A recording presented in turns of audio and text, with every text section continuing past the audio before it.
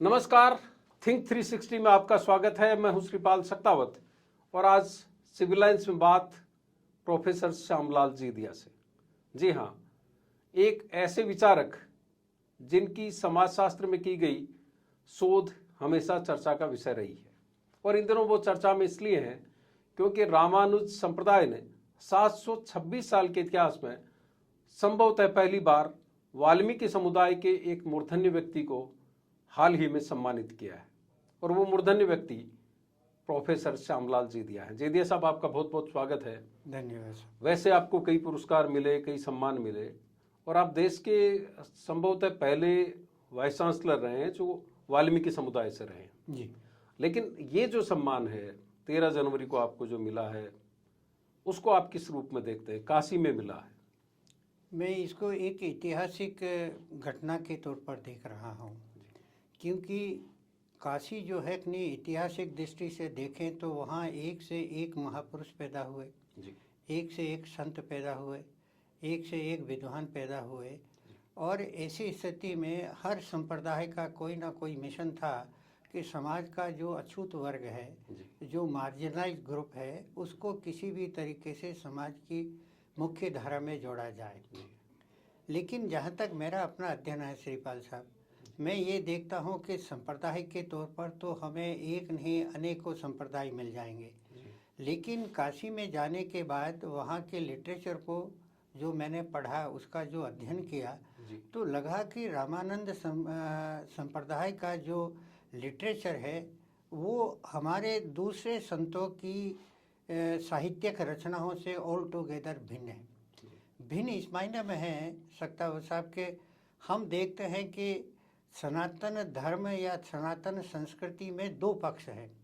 एक पक्ष है सिद्धांतिक, दूसरा पक्ष है आपका व्यवहारिक। तो सैद्धांतिक पक्ष की जब हम बात करते हैं तो सक्तावत साहब आप देखेंगे कि ऐसी खूबियाँ और अच्छाइयाँ हमें किसी भी मतलब देश के रचना के अंदर देखने को नहीं मिलता है। ये केवल भारत और भारत में ही मिलता है और भारत में भी वैसे बहुत सारे संप्रदाय है, लेकिन रामानुज संप्रदाय की जो सबसे बड़ी खूबी मुझे वहाँ जाने पर अध्ययन करने पर मालूम हुई वो ये है कि उनका सिद्धांतिक पक्ष वही है जो उनका व्यवहारिक पक्ष है। जी। दूसरे संप्रदाय सैद्धांतिक पक्ष की तो बढ़ चढ़ करके बात करते हैं, लेकिन व्यवहारिक पक्ष पर आते हैं तो फिर उनके दिल और दिमाग में वही सोच काम करती है जो सोच सदियों से इस मुल्क में या इस देश में चली आ रही है। उस ये प्रस्ताव कैसे आया आपके पास में कि वो आपको सम्मानित करना चाहिए? हाँ, ऐसा था कि कुछ दिन पहले यानी कि 13 तारीख के कुछ दिन पहले मेरे पास में जयपुर के ही एक सज्जन हैं पुरस्कार उपाध्याय, वो मेरे पास फ़ोन करके आए कि मैं आपसे मिलना चाहता हूँ। तो मैंने कहा आप आइए, कब आना चाहेंगे? वो मेरे निवास स्थान पर आए। बात ही बात जब चल रही थी तो मैंने उनसे निवेदन किया कि बोलिए आपके आने का क्या पर्पज़ है। तो उन्होंने मुझे डिटेल में बताया कि मुझे आदेश हुआ है कि 13 तारीख को जो मकर संक्रांति का पर्व शुरू हो रहा है उस वक्त आपको जो है अपनी रामानंदाचार्य के जो पीठासीन है राम नरेशाचार्य, वो आपको सम्मानित करना चाहते हैं। तो मैंने कहा कि देखिए अब इस थोड़े ड्यूरेशन में मैं अकेला तो नहीं जा पाऊँगा, अगर आप मेरे साथ चलते हैं तो अच्छा रहेगा। तो उन्होंने कहा कि ठीक है, मैं आपके साथ चलूँगा। फिर उन्होंने अपना भी और मेरा भी रिजर्वेशन कराया और हम लोग यहाँ से 12 तारीख को रवाना हुए।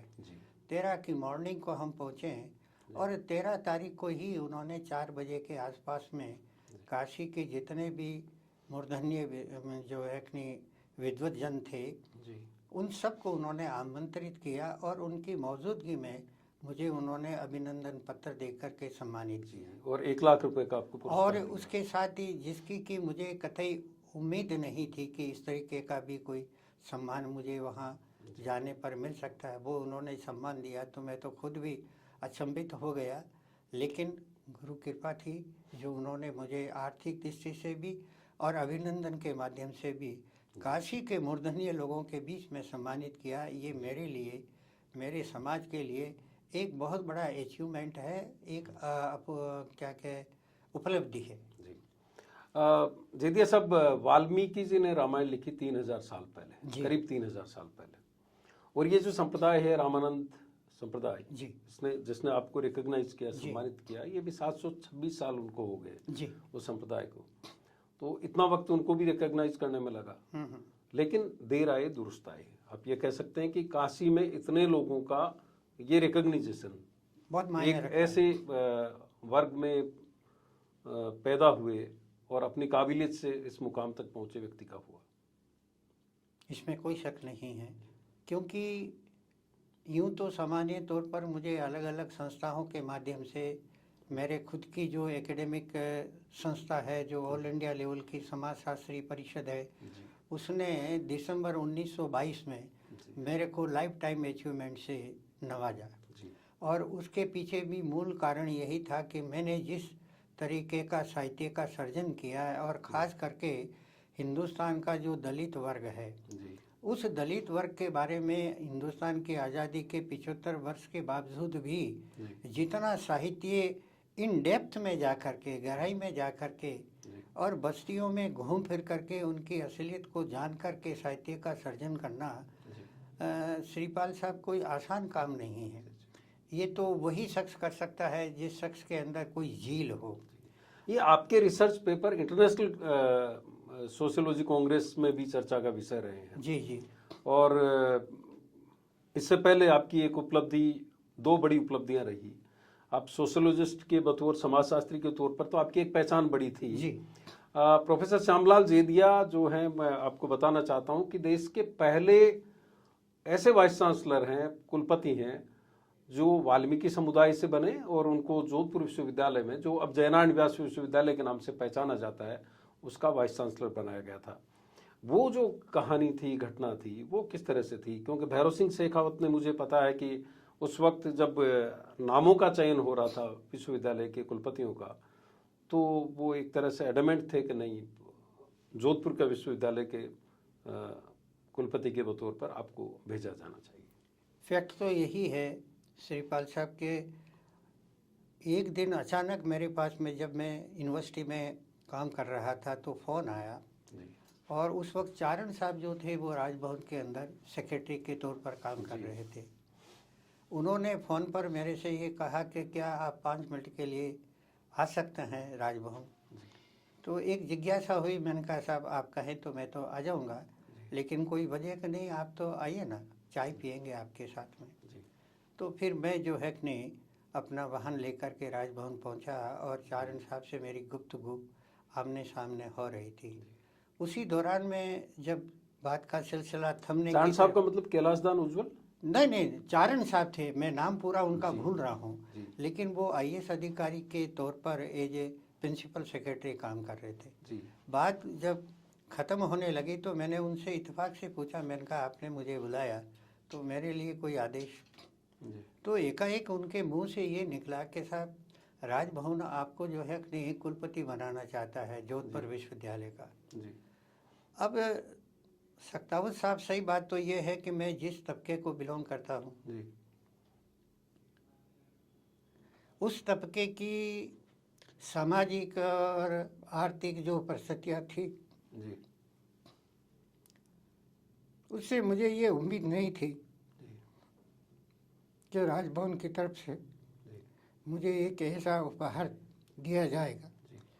तो मैंने चारण साहब से ये कहा, मैंने कहा चारण साहब आप क्यों हमारी बेइज्जती कर रहे हैं, हमें कौन बनाएगा?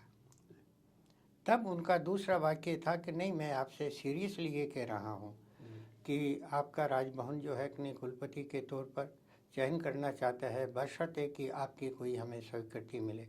तो मैंने कहा नेकी और पूछ चारण साहब, अगर राजभवन की इतनी ही दिल्ली ख्वाहिश है तो मैं तो बनने के लिए तैयार हूँ। तो नेक्स्ट पर्सन उनका श्रीपाल साहब ये था कि लाइए आप मुझे अपना बायोडाटा दे दीजिए। तो मैंने कहा चारण साहब, मैं तो एक्चुअल में आपके आदेश पर चाय पीने के लिए आया था, मुझे बायोडाटा तो लाया नहीं हूँ। अब अगर आप मुझे थोड़ा वक्त दें तो फिर मैं बायोडाटा पेश कर सकता हूँ। तो उन्होंने कहा ठीक है, आप तैयार करके और मेरे को दे दीजिए।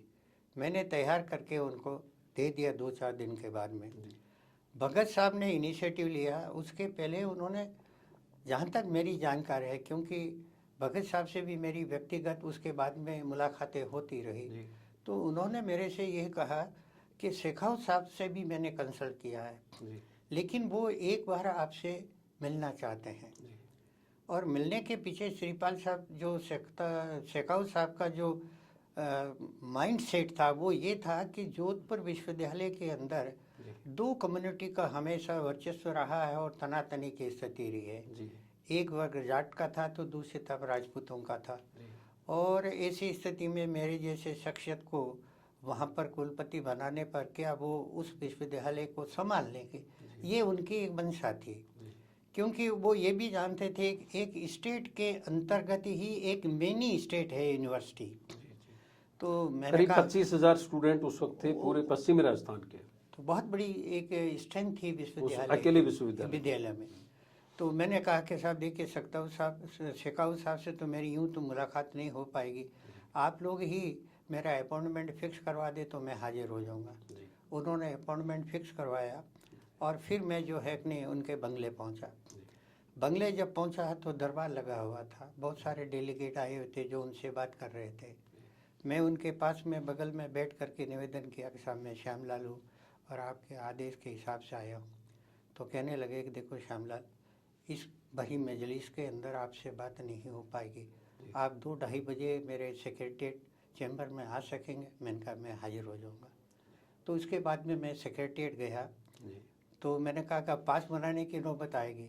तो वहाँ पर भी वहाँ उस वक्त उनके पीए साहब थे, मैं नाम भूल रहा हूँ, उन्होंने कहा कि आप तो मेरा नाम ले लीजिए जी और वहाँ आपकी मुलाकात का कार्ड बन जाएगा। मैं गया और मैंने कहा सीएम साहब से मेरा टाइम फिक्स है और कार्ड बना दीजिए। उन्होंने कन्फर्म किया सीएम सेक्रेटरीट से, तो यस कर दिया और फिर मैं गया। और जाने के बाद में मेरी उनसे कई तरह की एकेडमिकली प्रशासनिक चीज़ों का डिस्कशन हुआ। और उसके बाद में उन्होंने मेरे को 3 महत्वपूर्ण जो संकेत दिए थे जिससे कि एक वाइस चांसलर अपने आप को संभाल करके काम कर सकता है। जी पहला तो उन्हें ये था कि आर्थिक दृष्टि से जितना तुम इन लोभ प्रलोभ से दूर रहोगे उतनी ही तुम्हारी कामयाबी जो है नहीं झलकेगी। दूसरा, चाहे लाख आपके ऊपर कोई प्रेशर पड़े लेकिन काम वही करना जो तुम्हारा कानून विश्वविद्यालय का कह रहा है, वो करना। तीसरा और अंतिम उन्होंने कहा कि देखिए चारित्रिक दृष्टि से आपको कमज़ोर नहीं होना है। तो वो शिक्षा उनकी मेरे को इतनी कारगर सिद्ध हुई कि मैं जहाँ जहाँ भी और जिन जिन पदों पर भी गया श्रीपाल साहब, तो वहाँ मैंने इन तीनों ही सिद्धांतों का मैंने पालन किया। और एक और बात शेखावत साहब के संदर्भ में मैं जो कहना चाहूँगा, क्योंकि ये एक ऐसा अवसर है जिस पर मैं उनकी जो परख निगाह थी उसकी तो मैं दाद दूंगा। देखने वाले तो यूँ तो बहुत सारे देखते करते रहते हैं, लेकिन उनकी निगाह में मेरा सिलेक्शन होना, मेरे को नैतिक दृष्टि से सपोर्ट करना, एडमिनिस्ट्रेटिव दृष्टि से सपोर्ट करना, ये उनकी बहुत बड़ी खूबी थी। वो जब भी जोधपुर आए तो वहाँ के कलेक्टर साहिबान और एसपी साहिबान को स्पेशल हिदायत दी थी और उसका कारण था कि मेरे एडमिनिस्ट्रेशन में कभी किसी तरीके का दंगा फसाद नहीं हुआ। तो शेखावत साहब का तो आज भी मैं ऋणी हूँ। ऋणी इनवाने में कि अगर उन्होंने मुझे ये अवसर नहीं दिया होता तो संभवतः मेरी जो आगे की यात्रा है शेखावत साहब वो नहीं हो पाती और उस तरह से आपका काम रिकॉग्नाइज शायद नहीं होता। लेकिन उस वक्त बड़ी चर्चा थी जयदिया साहब की, पीएन रछोया थे आईपीएस अधिकारी जी, और उनके जरिए उन्होंने पूरा आपका एक बायोडाटा उन्होंने पहले ही खंगाल लिया था। आपका नाम राजभवन में डिस्कस हुआ उससे पहले। अच्छा। और वही चाहते थे कि एक ऐसे शहर में जहाँ पे आप पैदा हुए, आपने एक संघर्ष किया, आपके एडमिशन को लेकर के भी बड़ा विवाद हुआ था न्यू गवर्नमेंट स्कूल में जी, और उसी शहर में आपको एक बड़ी भूमिका में भेजा जाए ताकि जो पूरे पश्चिमी राजस्थान में जो जातिवाद की लहर थी उसमें एक बड़ा मैसेज दिया जा सके। रछोया साहब से आपकी कभी मुलाकात हुई थी? रछोया साहब मेरे बहुत अजीज मित्रों में से थे श्रीपाल साहब, और कई इश्यूओं पर मेरी उनसे बातचीत भी होती रही। और ख़ास करके जब मुझे ICSSR जो गवर्नमेंट ऑफ इंडिया का ऑर्गेनाइजेशन है, उसने मेरे को जो है कि 2003, 2004 और 5 के तहत अम्बेडकर नेशनल फेलोशिप अवार्ड की थी। वो 2 साल का मेरे पास प्रोजेक्ट था। तो मैंने रेगर समाज के अंदर जो सामाजिक, सांस्कृतिक, आर्थिक, राजनीतिक, ब्यूरोक्रेटिक, एजुकेशनल जो डेवलपमेंट हुए, उसका मैंने 8 स्टेट का अध्ययन किया। जैसे राजस्थान के बाद हरियाणा, पंजाब, दिल्ली, उत्तर प्रदेश और उसके मध्य प्रदेश, बॉम्बे, महाराष्ट्र जिसे कहते हैं, और गुजरात। इन 7-8 स्टेटों का अध्ययन करके मैंने जो किताब रेगर समाज के बारे में लिखी, वो उनको कहीं हाथ लग गई। और हाथ लगने के बाद में वो मेरे, जिसको लोकल भाषा में कहते हैं कि मेरे एक तरीके से प्रशंसक बन गए थे। और उन्होंने मुझे बुला करके एक तरीके से यूँ कहिए कि अपने तो दिया, संघर्ष से संबंध रखने बातों का भी जिक्र किया। तो रचाया साहब से मेरी बहुत अच्छी मुलाकात थी और समय समय पर उन्होंने भी, वो भी लेखन का काम करते थे। उन्होंने भी रेगर समाज के ऊपर किताबें लिखी और उन्होंने मुझे दी। लेकिन अफसोस है कि अंतिम दिनों में मेरे को खबर नहीं मिली और मैं उनके अंतिम समय में उनके दर्शन नहीं कर पाया, उनसे मिल नहीं पाया सकता। आपकी ये किताब उस वक्त बड़ी चर्चा का विषय बनी जब आप जोधपुर विश्वविद्यालय में, जो अब जयनारायण व्यास विश्वविद्यालय के नाम से चर्चित है, उसमें शायद उसी वक्त नामकरण हो गया होगा, मुझे पूरी तरह ध्यान नहीं है। उस वक्त आपकी एक किताब आई, पूरे अंतर्राष्ट्रीय स्तर पे आपकी उस किताब की चर्चा हुई, एन अनटोल्ड स्टोरी ऑफ भंगी वाइस चांसलर। क्या कहानी थी उसके पीछे कि हमारे दर्शकों को हम दरअसल में कहानी ये थी कि जब ये डिसीजन हुआ और मुझे जोधपुर विश्वविद्यालय का एक कुलपति के तौर पर नियुक्ति आदेश मिला, तो ये केवल पश्चिमी राजस्थान की बात नहीं थी, बल्कि जहाँ तक मेरी जानकारी और बाद में जैसा कि मुझे समय समय पर लोगों ने सूचित करके बताया कि ये नॉर्थन इंडिया में एक पहला एग्जाम्पल था जहाँ पर कि इस कम्युनिटी के किसी शख्सियत को एक ऐसा विश्वविद्यालय सौंपा जिसकी नाम है, एक बात मैं कहना चाहता हूँ, जहाँ पर नामवर सिंह रहे, एक से एक बढ़ करके जो है कि वहाँ पर इंटेलेक्चुअल आए। और उसी के तहत मेरा जब नियुक्ति हुई तो मुझे भी लगा कि मैं जिस विश्वविद्यालय का अन्न जल खा कर के और मैं इतना बड़ा हुआ और जिस मुकाम तक पहुंचा, तो उसकी मुझे देखभाल बहुत बढ़िया तरीके से करनी, और जितना मैं आर्थिक दृष्टि से, एकेडमिकल दृष्टि से, फाइनेंस मैनेजमेंट की तरीके से कर सकता था, मैंने किया। और फ़ख्र तो मुझे इस बात का है श्रीपाल साहब कि एक बार अनिल वैश्य साहब आए थे, उस वक्त वो हायर एजुकेशन के प्रिंसिपल सेक्रेटरी थे। वो जब आए और 2-3 दिन का उन्होंने प्रवास रखा था और मेरी यूनिवर्सिटी की तमाम एक्टिविटीज़ के बारे में उन्होंने रजिस्ट्रार से, मेरे साथियों से और सिंडिकेट के मेंबरों से बातचीत की और जो तथ्य उनको चाहिए थे वो दी। तो उनका एक कमेंट मुझे याद आ रहा है। उन्होंने कहा कि मैंने राजस्थान के दूसरे विश्वविद्यालयों में भी जा कर के वहाँ के रिकॉर्ड को खंगाला है, लेकिन वहाँ मुझे जो इन्फॉर्मेशन मिलती कि साहब ये तो मिसिंग है, ये अवेलेबल नहीं है। लेकिन मुझे इस बात की खुशी है कि आपके रजिस्ट्रार महोदय ने, मैंने जिस किसी भी इशू से संबंधित फाइल मांगी, उन्होंने तत्काल मेरे सामने पेश कर दी। तो मैं यहाँ की यूनिवर्सिटी के एडमिनिस्ट्रेशन से बेहद खुश हूँ। ये उनका एक बहुत बड़ा मतलब। लेकिन आपकी जो किताब थी वो कई कारणों से चर्चा में थी। एक प्रसंग उसमें आपके एडमिशन का था, जब आपको 8वीं में एडमिशन नहीं मिल रहा था। एक प्रसंग ये था जब आप मेहरानगढ़ से, शायद उस वक्त के राज परिवार की कोई गाड़ी निकल रही थी और आप अपनी दादी के साथ बिल्कुल सिकुड़ करके खड़े हो गए। बात तो हकीकत में ये है कि मैं उस वक्त बहुत छोटा था और क्या है कि किले के अंदर ऑल्टरनेट डे पर सफाई कर्मचारियों को वहाँ पर जाना पड़ता था। आज एक दिन गया, कोई 2 दिन गया, कोई 3 दिन गया। तो एक दिन मेरी माँ को भी बुलावा आया कि आपको किले में सफाई करने के लिए आना है। अब जो की बात थी, मैं बहुत छोटा था और मैं अपनी माँ के साथ में किले पर चला गया। किले की अलग अलग पोलों से निकल करके जब मैं एक द्वार है, मैं इस वक्त भूल रहा हूँ, राव जोधा, मुझे अब ध्यान आ रहा है, राव जोधा का जो फलसा है, उस फलसे में जैसे ही हम ऊपर चढ़े थे कि इतने में राजघराने की एक जिब आती हुई हमें नज़र आई, जी जो हॉर्न भी बजा रही थी। और साथ ही साथ वहाँ जो दूसरे लोग उनके सेवा में खड़े थे, उन्होंने मेरी माँ को जब देखा तो उन्होंने जो उस वक्त की सामाजिक परिस्थितियाँ उस हिसाब से उन्होंने गाली गलौज जो बुरा भला कह करके जाओ जाओ। तो मेरी माँ ने मेरे को अपने ऑट में लेकर के ऐसी जगह पर मेरे को ले गई जहाँ मैं और मेरी माँ के अलावा और कोई नहीं थी।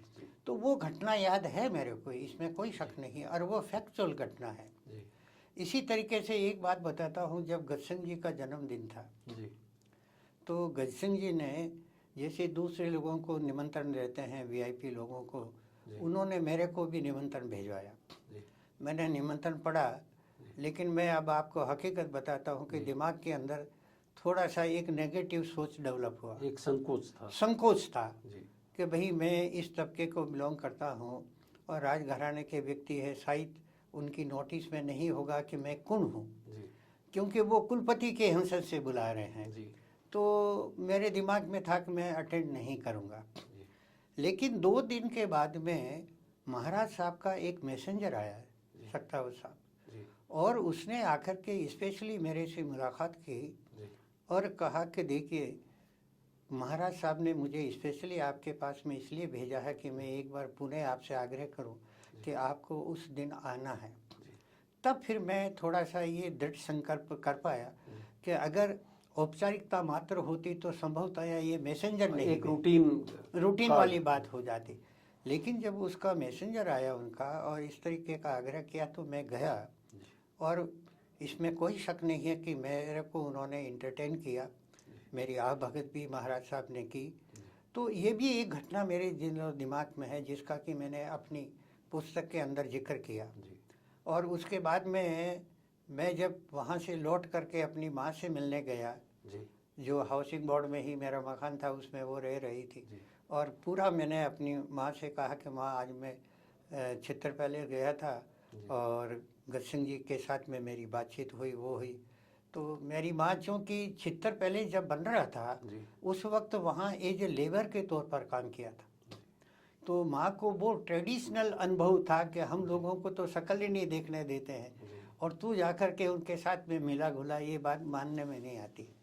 लेकिन मैंने जब माँ को यकीन दिलाया तो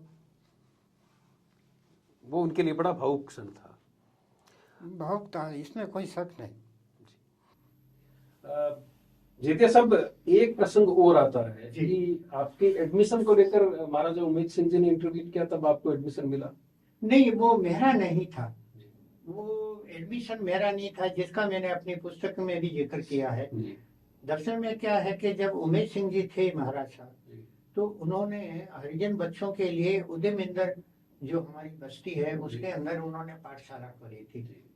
वो पाठशाला 8वीं तक थी, और फिर वहां से 2 व्यक्ति, एक दाऊलाल जावा करके था और एक हरिभजन बाराशाह करके, ये 2 शख्स थे जिन्होंने मिडिल बोर्ड पास की थी।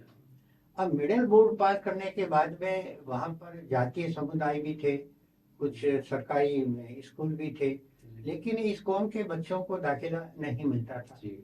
तो समाज के पंचों ने मिल बैठ करके एक एप्लीकेशन लिखी, प्रार्थना पत्र लिखा और दरख्वास्त की कि हमारे समाज के ये 2 बच्चे हैं और इनको कहीं दाखिला दिलवाया जाए। तो महाराज साहब ने जो है नहीं, उनको दाखिला दिलाने के लिए 2 स्कूलों को चुना। एक तो जो महिला बाग है, पहले इसका कोई नाम दूसरा हो सकता, लेकिन प्रेजेंट में महिला विद्यालय है, और एक ओलंपिक सलीमा के पास में, उस वक्त उसका नाम था मुस्लिम स्कूल, लेकिन बाद में वो गांधी स्कूल के नाम से कन्वर्ट हो गई मुल्क की आज़ादी के बाद। तो एक का उधर हुआ, एक का इधर हुआ। ये भी घटना ऐतिहासिक दृष्टि से अपने आप में बहुत महत्वपूर्ण है। दूसरा एक और बात बताता हूँ कि हालांकि कुछ लेखकों के द्वारा और कुछ सीमा तक उसमें सच्चाई हो सकती है कि राजघराने के शासन काल में अछूत जातियों के प्रति थोड़ी सी सख्ती रही है, लेकिन मैं इतना भी कहना चाहूंगा कि उमेद सिंह जी महाराज साहब के वक्त में इस कम्युनिटी को जितनी तरजीह मिली है उतनी शायद मेरा ख्याल है कि ना तो पहले वालों के टेन्योर में और ना बाद वालों के टेन्योर में मिली, क्योंकि उन्होंने उद्यमिंदर स्कूल में पाठशाला खुलवा दी। फिर जो सोस्तिया गेट के पास में ही जो घोड़ा की बस्ती करके हमारी बस्ती है, उस बस्ती में पानी की बड़ी प्रॉब्लम आती थी, तो पानी का टैंक बनवा दिया और कहीं बहुत सारे नल लगा दिए।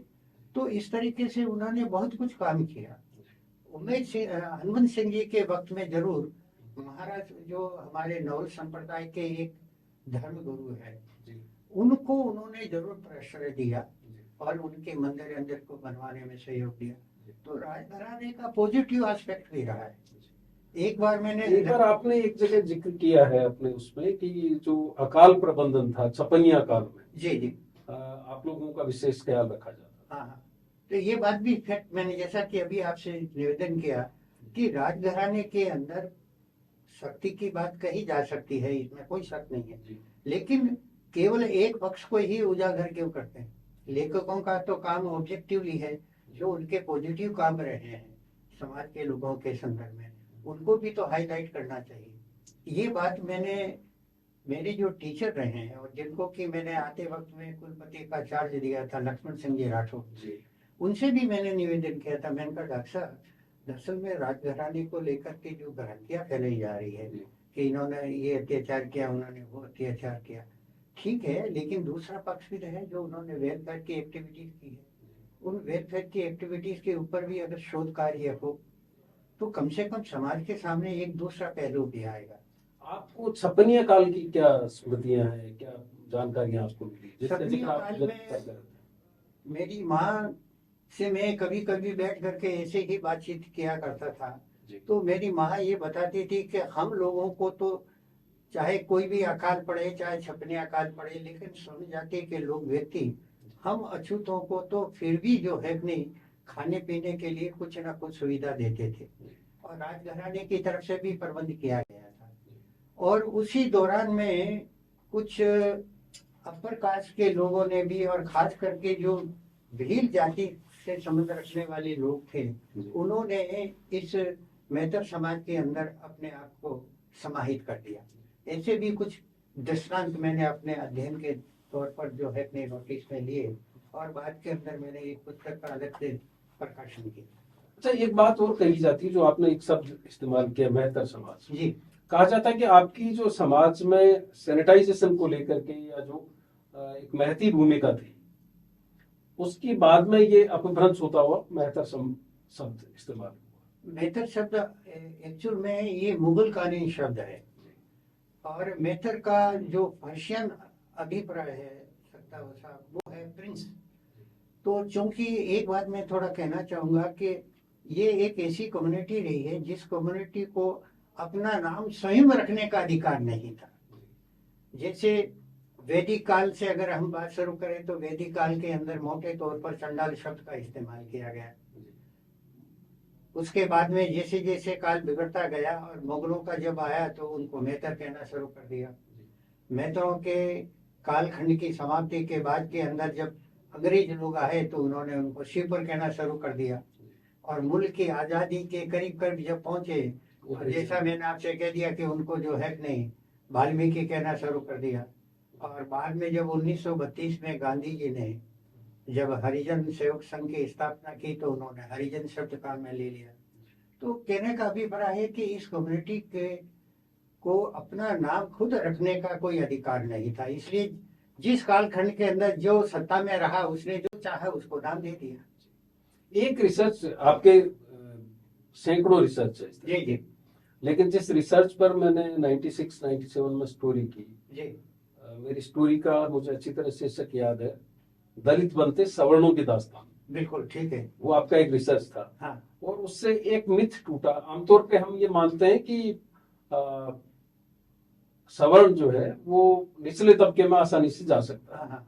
लेकिन आपके रिसर्च से ये पता चला कि एक ब्राह्मण, राजपूत या वैश्य जो भी वो दलित बनना चाहे तो वो भी कोई आसान बात नहीं है, बड़ा मुश्किल होता है, बड़ा एक प्रोसेस होता है जिसके जरिए, जिसमें एक आपने शब्द इस्तेमाल किया पिंडी पांचवा। बिल्कुल सही कह रहे हैं। असल में क्या है कि किसी भी आउटसाइडर को जो कि उस समाज से उसका कोई लेना देना नहीं है, अगर वो राजी खुशी भी अगर इस समाज का सदस्य बनना चाहता है तो ऐसी स्थिति में वो जो पिंडी पांच चले का मैंने जो प्रोसेस बताया आपको, उसके दौर से उसको गुजरना पड़ता है।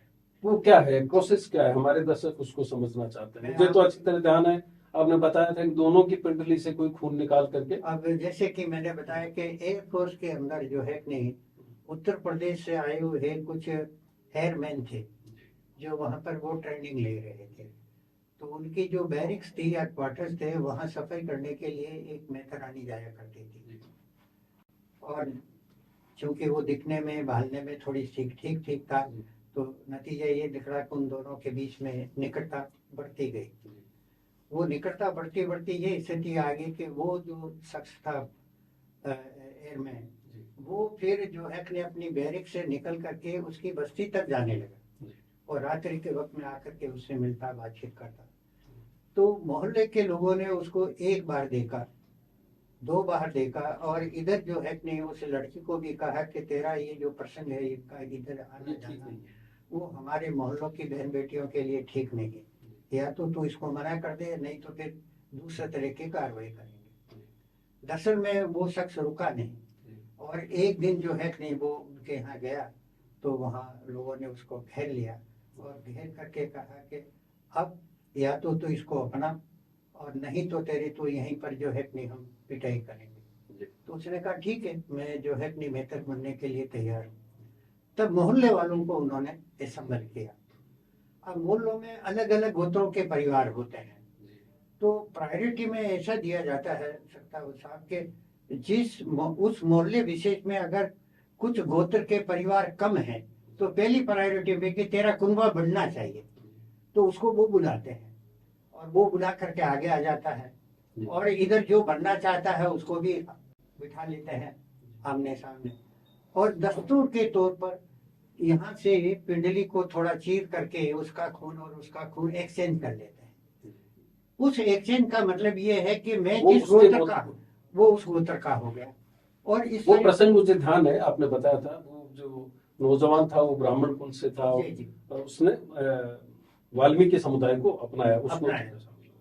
इसी तरह से एक एग्जांपल आपने ये भी लिया था सवाई माधोपुर की तरफ का, कि वहां पर अगर उच्च कुल का व्यक्ति दलित बनना चाहता है, उस समुदाय में आना चाहता है, तो एक खाट पर बिठा करके पंचों को नहलाया जाता है और नीचे उनको खड़ा किया जाता है जो आना चाहता है। ये यहाँ पर जो है नहीं, मैं आप जिस बात का जिक्र कर रहे हैं ये मैंने महाराष्ट्र का दिया है।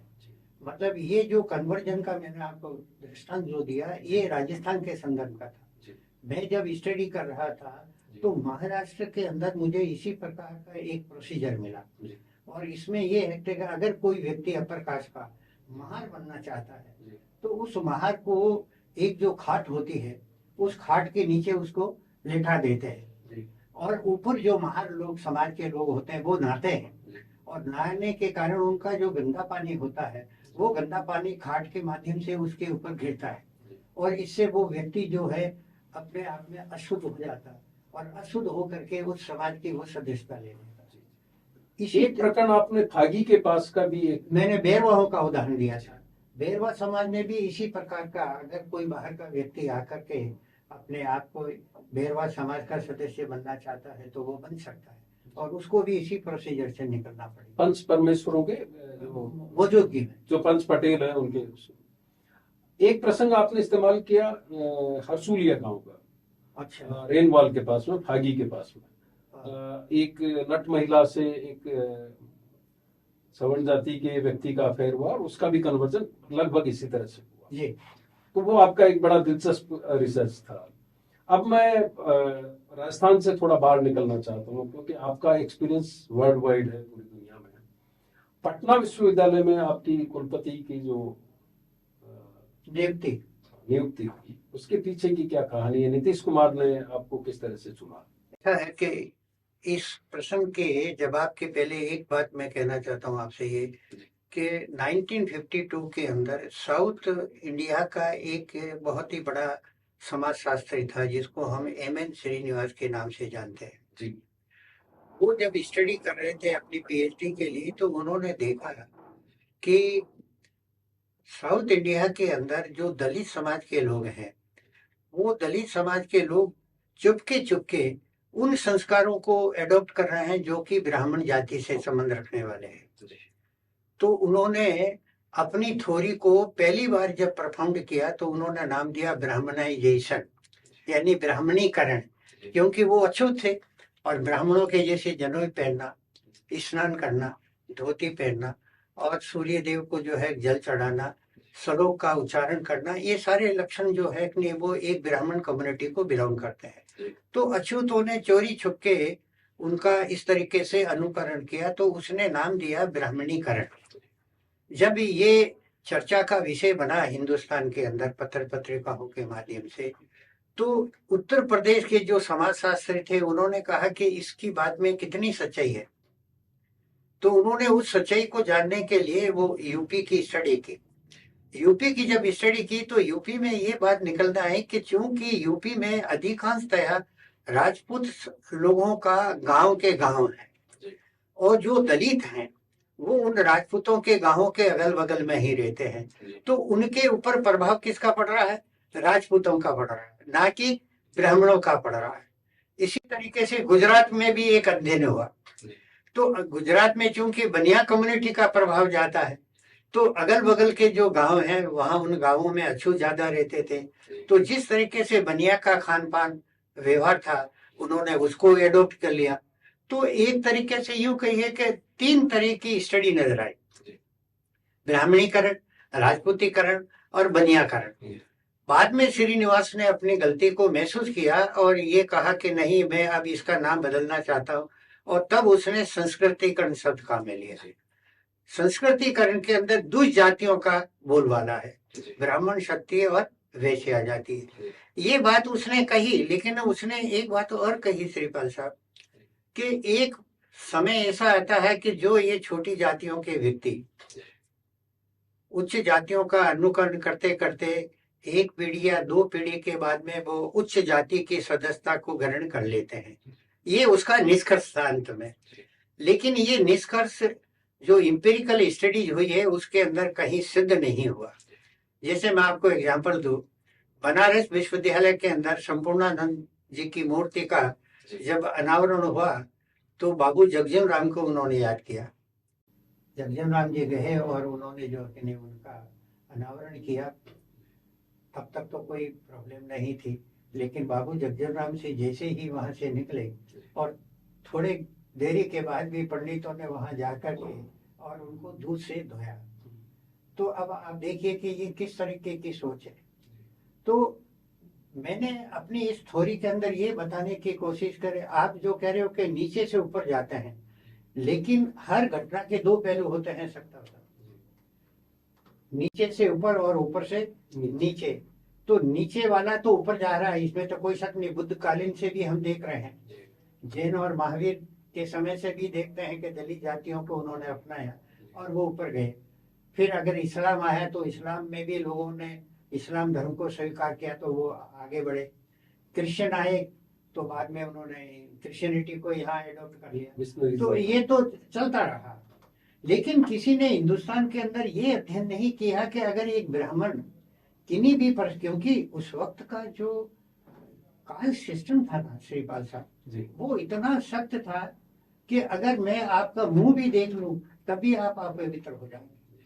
और ऐसी कठिन प्रतिबंधों के तहत अगर किसी ब्राह्मण का, लड़की का या राजपूत का या बनिया का कोई संपर्क हो गया किसी अछूत जाति के, तो उसको तो जाति बाहर कर देंगे, क्योंकि उस वक्त की जाति व्यवस्था कितनी कठोर थी, आप कल्पना कीजिए। लेकिन मैं आपको एक संदर्भ देना चाहता हूँ, मैं मेरे गांव का, मेरे परिवार का, मेरे रिश्तेदारी में हमारे यहाँ एक ट्रेडिशन है, खासतौर पर जैसे मैं मेरी पत्नी की बात करता हूँ, शादी करने के बाद में जब वो आती है तो अगले दिन सुबह हमारी जो मेहतरानी जी होती है उनकी वो पूजा करती है, उनका सबसे पहले आशीर्वाद लेती है। ये ट्रेडिशन आज भी है, सदियों से चला आ रहा है।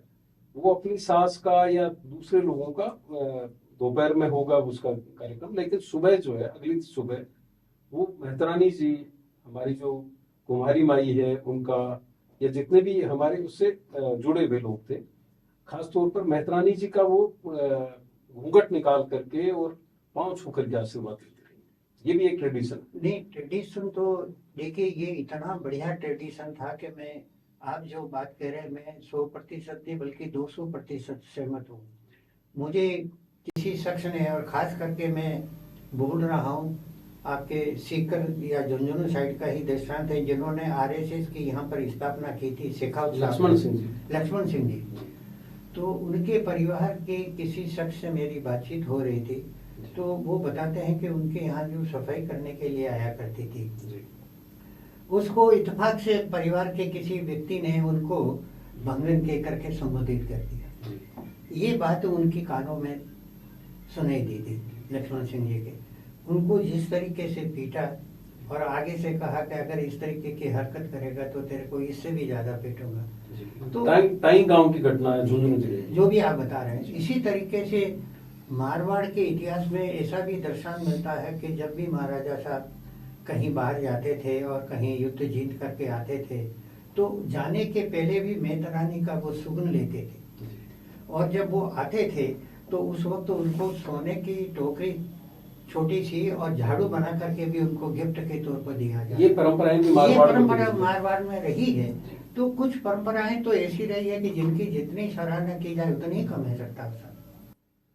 अब पटना की बात हम करते हैं। आप पटना विश्वविद्यालय, जोधपुर विश्वविद्यालय के पूर्व कुलपति होते हैं, थोड़े दिन बाद में आप पटना विश्वविद्यालय के कुलपति होते हैं। नीतीश कुमार की निगाह आप पर कैसे पड़ी?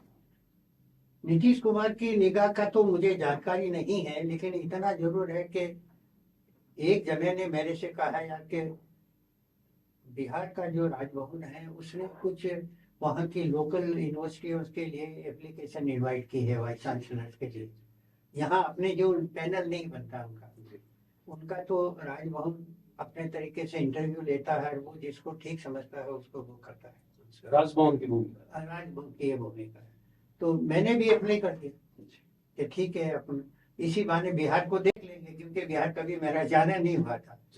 तो जब मैंने अप्लाई कर दिया तो एकाएक एक बार मेरे पास में फोन आया राजभवन से, और उन्होंने कहा कि साहब हम इतनी तारीख को इंटरव्यू रख रहे हैं तो आप आ जाएंगे। तो मैंने कहा हाँ, अगर आप मेरे को के आदेश देते हैं तो मैं जरूर आऊँगा। तो उस शेड्यूल के हिसाब से फिर मैं इंटरव्यू देने के लिए गया। मैं जब गया तो मेरे साथ में जोधपुर यूनिवर्सिटी के ही एक मेरे साथी थे, प्रोफेसर सक्सेना, उनको मैं संग में ले गया। मैंने कहा यार बिहार जा रहे हैं और लंबी यात्रा है, 1 से 2 हो तो जरा ठीक रहेगा, फिर अपना वतन का मामला है। तो वो मेरे साथ चले। हम पटना उतरे तो अब होटलों का खर्चा तो बड़ा महंगा पड़ता है। तो मैंने अपने साथी से कहा, मैंने कहा सक्सेना साहब देखो ना यार, रिटायरिंग रूम में कहीं जगह मिल जाए। तो रिटायरिंग रूम में आपको उस वेटिंग रूम में रोका? रिटायरिंग रूम के अंदर हम रुक गए दोनों, और जब हम रात्रि को जाकर के रुके तो मैंने पूरी कहानी उन मेरे मित्र को सुनाई। मैंने कहा यार रुकने के लिए कह दिया और यहाँ से बोरी बिस्तर अपन को उठाने हैं, तो एक बार आप जाकर के उनसे रिक्वेस्ट करो कि 1 दिन का हमें और दे दे। तो उन्होंने कहा ठीक है मैं जाता हूँ। उन्होंने कोशिश की समझे। जो ओएसडी से आपकी बातचीत, ओएसडी ने यही कहा कि आप जो है 2 दिन बिहार को पटना को नहीं छोड़ोगे, आप 2 दिन आपको पटना में ही रहना होगा। अब उसके पीछे उसकी क्या मंशा थी ये तो हम लोग उस वक्त नहीं समझ पाए, लेकिन जब मैंने अपने मित्र से गुफ्तगू की तो उन्होंने कहा कि ये संकेत तो ठीक है, रोक रहे हैं, अदरवाइज तो दूसरों को भी वो रोकते। तो मैंने कहा जो भी है चलिए कोई बात नहीं। फिर 24 तारीख को उन्होंने जो है कि रात्रि का टाइम था और एक 7 फीट का व्यक्ति 2 गुलदस्तों सहित और उसके साथ में बंदूकधारी था, बॉडीगार्ड, वो आकर के उसने नॉकिंग किया तो हम लोग तो गुफ्तगू कर रहे थे, आप रिटायरिंग रूम में के अंदर ही बातचीत कर रहे थे। तो मैंने सक्सेना साहब से कहा, मैंने कहा खोलो यार कौन आ गया। तो वो खोलते हैं, देखते हैं कि एक 7 फीट का आदमी, हाथ में 2 गुलदस्ते हैं और एक गनमैन है। तो उसने सीधा यही पूछा कि प्रोफेसर श्यामलाल कौन है। तो मैंने कहा भी मैं हूँ। तब उसने गुलदस्ता दे करके कहा कि आपको बधाई हो और आपका पटना विश्वविद्यालय के कुलपति के तौर पर हुआ है और मैं पटना यूनिवर्सिटी का रजिस्ट्रार हूँ और अभी आपको हमारे साथ में राजभवन चलना होगा। तो सक्सेना साहब को भी उन्होंने गुलदस्ता दे करके उनका स्वागत किया। फिर हम लोग चले, वहाँ गए और करीब रात्रि के 9-10 बज गई होंगी। उन्होंने मेरे को अपॉइंटमेंट ऑर्डर दिया और ये कहा रजिस्ट्रार को कि इनको कल 25 तारीख को ज्वाइन करवाना और ये जिम्मेदारी आपकी है, और जैसे ये ज्वाइन करते हैं इसके बाद में आप हमें इंटीमेशन देंगे। तो मैंने कहा, वो रजिस्ट्रार ने कहा ठीक है। हम गए मेरे पास गाड़ी आ गई थी वहीं, फिर हम दोनों साथी वहाँ गए और ज्वाइन किया। उसके बाद में मैंने शाम के वक्त में राजभवन जा कर के एक रिक्वेस्ट की कि मैं तो केवल एक कमीज और एक पैंट लेकर के आया था, तो अगर आप मुझे 1-2 दिन की छुट्टी दे दे तो मैं राजस्थान जा कर के आ जाऊँ। तो उन्होंने कहा कि यूनिवर्सिटी के हालात ठीक नहीं है और हम आपको अभी नहीं छुट्टी देंगे, आप महीने भर तो यहाँ रहो और यूनिवर्सिटी को संभालो। मतलब कुल मिला के उन्होंने अपने आपके कपड़ों का खर्चा करवा दिया। हाँ, खर्चा भी करवा दिया, लेकिन चलिए कोई बात नहीं थी। फिर उनको तो सक्सेना साहब को तो 2-3 दिन के बाद में मैंने रवाना करवा दिया और मैं महीने भर बाद में जो है कि यहाँ आया। तब तक वहाँ के लोगों से मिलना जुलना ये सारा। पटना विश्वविद्यालय भी अपने आप में बड़ा, उसकी कहानी भी बड़ी दिलचस्प है। बहुत ही बड़े आंदोलनकारी वहाँ से निकले। तो क्या अनुभव रहा आपका पटना में बतौर वाइस चांसलर? पटना में देखिए सख्तावत साहब, मैं एक बात कहूँगा कि बिहार के लोगों के माइंड की तो जितनी मैं तारीफ करूँ उतनी ही कम है। हम लोग भी पढ़ते हैं, लिखते हैं, हमारा आम मानस भी पढ़ता है, लिखता है, लेकिन जो पॉलिटिकल कॉन्शियसनेस वहाँ के लेबर में है उसका कोई मुकाबला नहीं है। मेरे चैम्बर में जब कभी भी ये स्टूडेंट्स लीडर आते थे तो उनके साथ में वो सारे लोग होते थे। आप देखिए हर एक के हाथ में 1 पेपर 2 पेपर तो उनके हाथ में होता। आप उनको किसी भी स्तर पर गुमराह नहीं कर सकते। ये कहा जाता है कि देश में सबसे महंगे अखबार वहीं बिकते हैं, भले ही महंगे और उनके बिकते- पाठक भी हैं। पाठक भी है, इसमें कोई शक नहीं। मैं कह रहा हूँ ना आपसे, पाठक भी है और इंटेलिजेंस है तो भरपूर है। मैंने उसका इतिहास खंगाला पटना यूनिवर्सिटी का। अरे साहब, वो ईस्ट ऑक्सफोर्ड के नाम से जाना जाता है पटना यूनिवर्सिटी। उसके आप ब्यूरोक्रेट्स को देख लिए पूरे हिंदुस्तान के अंदर छाए हुए। मेडिकल के अंदर आप देखिए डॉक्टर बने हुए हैं।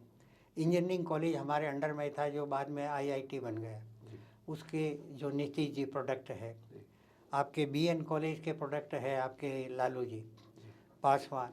ये सारे जो पॉलिटिकल एलीट बाद के अंदर जन्मे और जयप्रकाश नारायण के वक्त के आंदोलन की प्रोडक्ट है।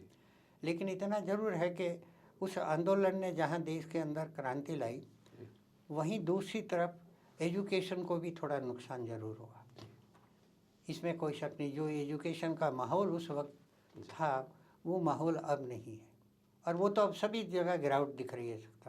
जीदिया साहब, आपसे लंबी बातचीत करेंगे। आपने इतने व्यस्त समय में से आपके रिसर्च का प्रोसेस लगातार चलता है, उसमें से हमें वक्त दिया, इसके लिए आपका बहुत बहुत आभार।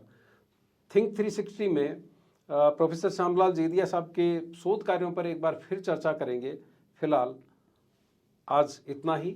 आप देख रहे थे सिविल लाइन्स और देखते रहिए थिंक 360।